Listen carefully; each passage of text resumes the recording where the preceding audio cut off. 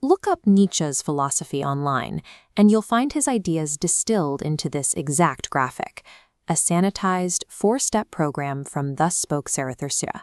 The camel takes on societal burdens. The lion follows, setting healthy boundaries. Finally, the timeline resolves into the child, representing personal freedom.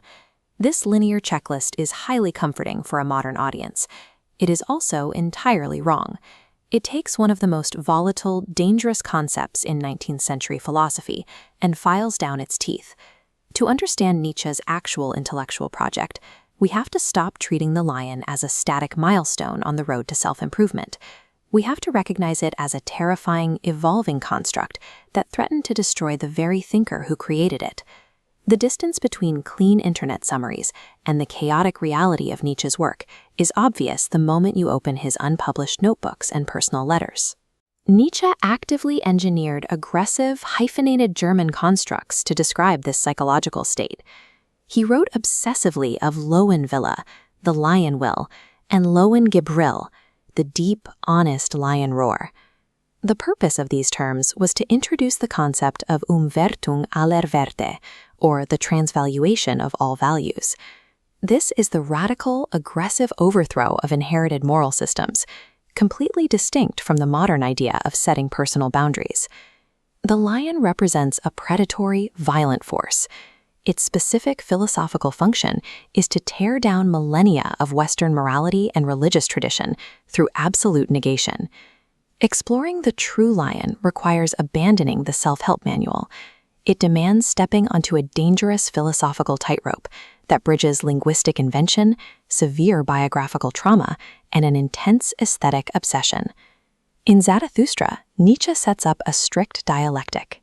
The lion, representing the phrase, "I will," enters the desert to do battle with a great dragon whose scales glitter with the words, "Thou shalt," the physical embodiment of traditional morality. The lion wins this battle by securing negative freedom. Negative freedom is the freedom from external constraints. But the lion lacks positive freedom, the capacity to create new, affirming values in the empty space it just cleared. An unpublished fragment from 1882 reveals exactly what Nietzsche thought would happen if the lion remained trapped in this state of pure rebellion, failing to transform into the child. He writes, "The lion in him tore apart the child in him, and finally the lion ate itself." This self-devouring act is a direct visual metaphor for nihilism. It is the ultimate intellectual hazard, where critical thought destroys all external values, looks around the resulting wasteland, and finds absolutely nothing left to affirm. Surviving this philosophical phase requires an evolutionary leap. The thinker must move beyond pure negation to avoid consuming their own mind. The lion is not a badge of honor to be achieved and proudly displayed. It is an inherently unstable, highly lethal state of consciousness where the author risks total self-negation. We can trace the intensity of this abstract philosophy directly to the physical reality of the man writing these ferocious words. Look closely at this portrait. While Nietzsche cultivated an image of intellectual intimidation, his historical reality was defined by chronic physical frailty. He lived in nomadic exile, plagued by severe migraines, creeping blindness, and a failing digestive system. In an 1885 letter to his family, he confessed the depth of his suffering, writing that the heavy duties of his work required a lion's and bear's health to withstand, a vitality he definitively lacked. The textual lion served as a psychological coping mechanism. It was an avatar of immense predatory strength, constructed by a profoundly broken human being. He frequently projected this leonine ideal onto the few real-world figures he admired, specifically his intellectual companion, Lou Salome. Writing to a friend, he described the 20-year-old Salome explicitly through his own philosophical animal hierarchy, stating she possessed the perspicacity of an eagle and the courage of a lion.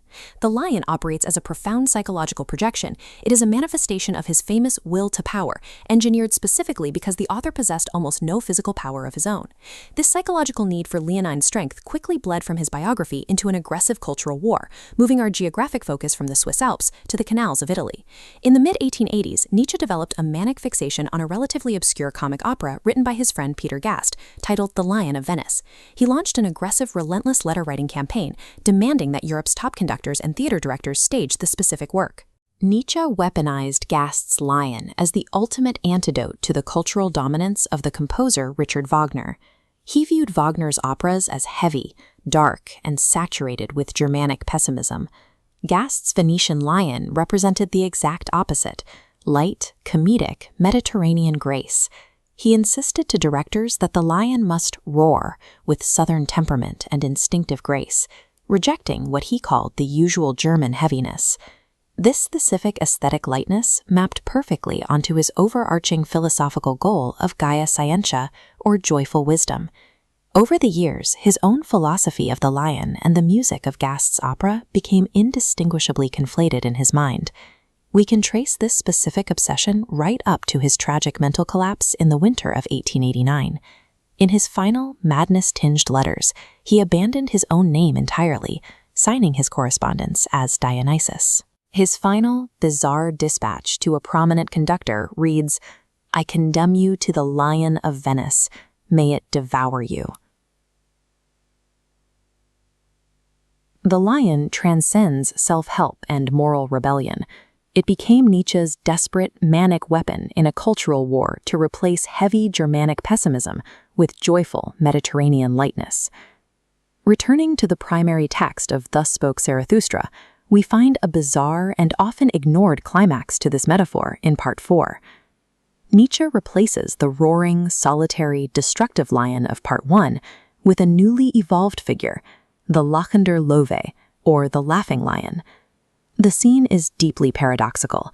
A powerful yellow beast presses timidly against Zarathustra's knees.